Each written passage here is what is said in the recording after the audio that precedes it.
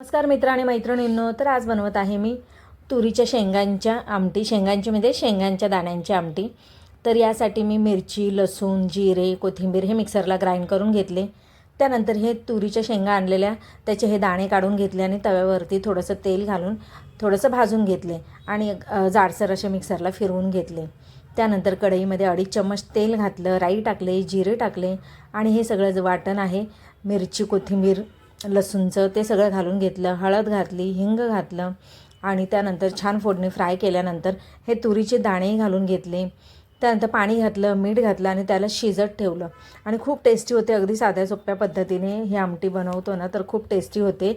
अशी हिरवी बनवली ना मिरचीतली तर खूप सुंदर लागते. भाताबरोबरही खाऊ शकतो, भाकरी चपातीबरोबरही खाऊ शकतो. मस्त मग तुरीच्या शेंगाही शिजल्या. तसंच मग मी इथे बटाट्याचे काचरेही केले होते. त्याला काय हळद, मीठ, मसाला लावला आणि तेही फ्राय करून घेतले, शॅलो फ्राय. आणि असा आजचा होता टिफिन.